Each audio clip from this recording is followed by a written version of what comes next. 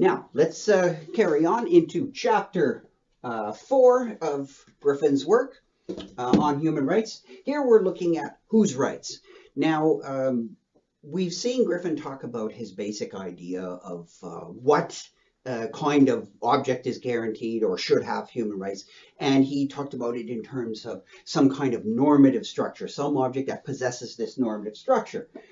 So as he uses the term normal human adults, that's what are certainly those are bearers of human rights. He says they're equal, not identical, but equal. And remember, identical is a much stronger notion than equal, because identical would say that there's no difference whatsoever, whereas equal can say something like, well, the differences under current considerations don't matter, right? So, for instance, humans could be equal as normal human adults. They're equally normative agents, even though they're not identical. They look different. They have different heights. Maybe, as we've seen, as Griffin said, lots of people have different cognitive abilities and whatnot, but that doesn't matter, right? So once you cross that threshold, says Griffin, you get into the class of organisms that have this normative structure that you can live and, choose your values and make projections of a good life and try to live it. Once you can do that, cognitive differences, height differences, like skin color, gender, blah, blah, blah, all that stuff, that doesn't matter anymore. So it's not identical, but just that the differences with respect to this notion of being a normal agent, they don't matter anymore. Okay. So it's always good to keep clear on the terminology that, remember, identity and equal those are very different. And we're talking about equality here, not identity. All right, so if the differences, if there exist differences, but they don't matter in certain context, in this context of normative, when do differences actually matter? Well, there's differences between adults and infants, and here the difference, he says, does matter.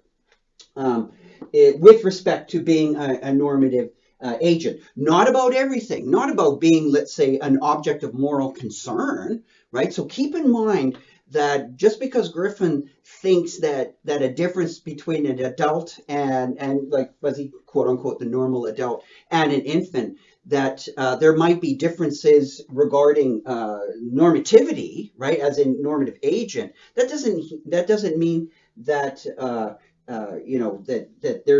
that these differences don't matter at all about all kinds of things. No, just about normativity.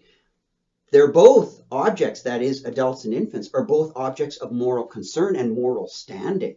So don't confuse those two different questions of when differences matter, right? Because sometimes they do, sometimes they don't. So the difference does matter with respect to being a moral agent. Infants, we have this intuition though, but wait a second.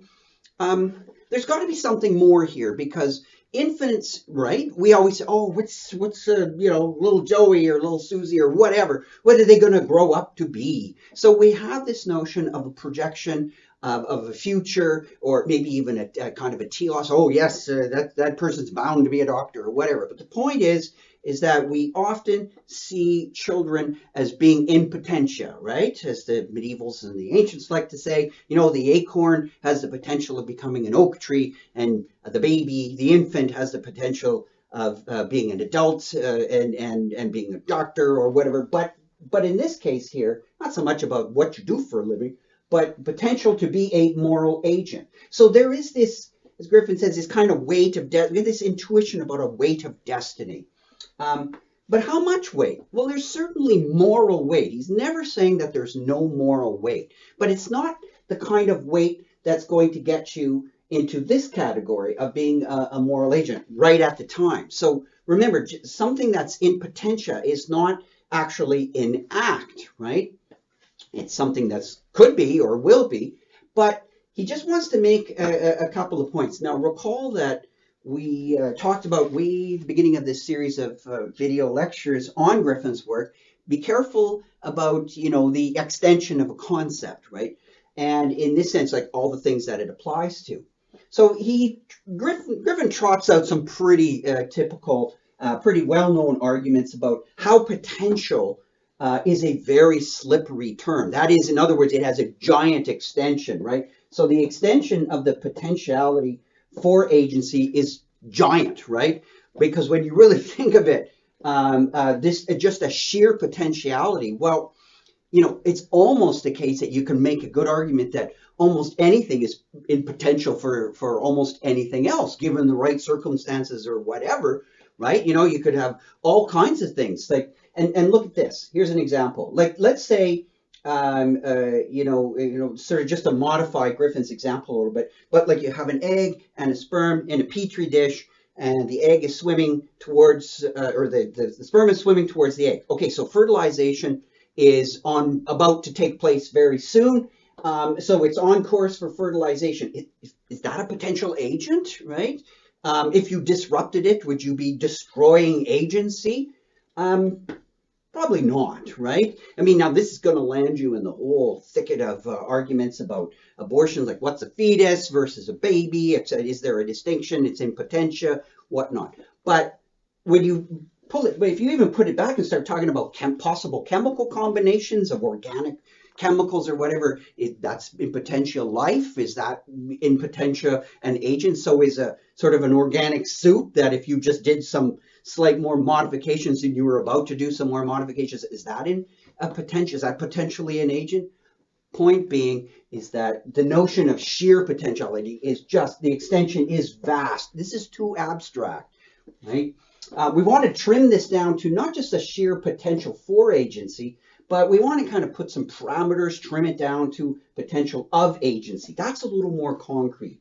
And so we're saying like this particular object, for lack of a better term, so I put it in scare quotes, kind of like, like this, we have the intuition that this particular object, like that infant, has the potential for agency. And we're not just, and it's you can argue, and many people, whether this is kind of an arbitrary cutoff boundary or parameter, but Griffin's saying, like, we got to make this a little more concrete. How? By reflecting that it's really our intuitions that are at base here in this discussion, right? We don't normally, it would be very odd to run around thinking that a collection of organic chemicals is really just in potentia an agent or whatever. It becomes a little worse where in potentia and you start talking about a fetus or whatnot.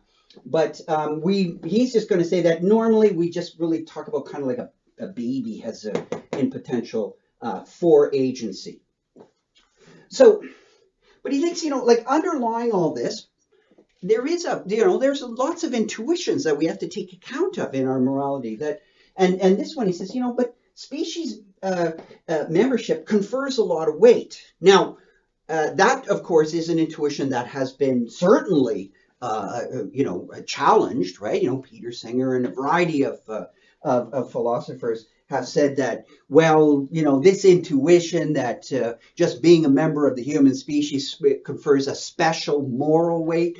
What exactly do you mean about that? How much? What about, does it confer more moral weight on than it would for members of other species, right? So non-human species. Is this just kind of a form of, speciesism where your intuition is to privilege or raise up in status, right? On the basis of what? An intuition, whatever that is, to say that members of your own species have a special moral weight? Griffin says, yeah. He says that he shares that belief, that there's a special moral weight given to those objects that are members of the species that we're in, like human beings. So, but he says that it's important. You get a moral importance out of this, right? This we intuit that, yeah, there's a moral importance, but it's not going to get you to the level of a human right. So he's going to be coming out that it's not the case that infants have human rights. Doesn't mean they have no rights, and it certainly doesn't mean that they're not morally important. But again, what Griffin is trying to sort of the big picture, the software running in the background, is he's concerned about the proliferation of turning every moral concern, every ascription of moral importance as, well, actually that's a right, that's a human right. So every time we say something is important, every cause, every sort of moral obligation, whatever, that's a human right. He's worried about that, and so he says that species membership confers a lot of weight. So yeah, like babies, of course, are extremely important. They have high moral value, but not in this sense of having human rights. Now, he also wants to talk a little bit about another intuition, and that is this notion of vulnerability. And he says, you know, like when the UN talks about children, they often talk about them as vulnerable. So from one sort of potential kind of argument to human rights, we have sort of the vulnerability based argument towards human rights. So the UN looks at vulnerability, but you know, this one too, if you look at the concept of, you know, X is vulnerable, right? That too has a big extension, right? Think of all the vulnerable things there are in the world. All kinds of things are vulnerable. And if you don't really put too much on the intention, that is the meaning of vulnerable, I mean, you know, more things are probably vulnerable in the world than are not vulnerable. How many things are invulnerable? You know, Superman, I guess. But seriously, you know, we're all kind of vulnerable. You know, all creatures are vulnerable. You know, does that, you know, and even non-creatures, like we talk about vulnerable ecosystems, right? Oh yeah, this is vulnerable, or you know, vulnerable structures, building structures, like tons of stuff are vulnerable.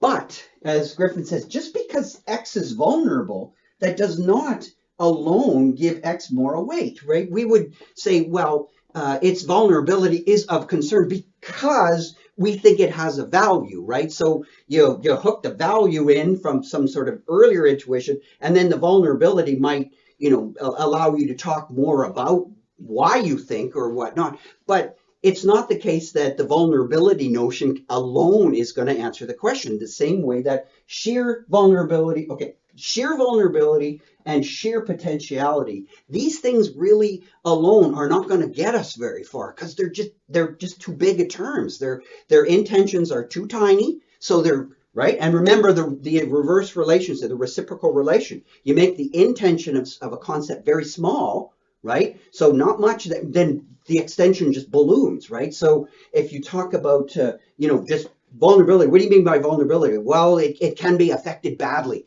Oh my goodness, what can't be affected badly? You know, everything can be affected badly, from planets and solar systems. Like, what isn't vulnerable? If you, well, no, by affected badly, I might mean, but you're building the intention, and so the extension will start to squeeze.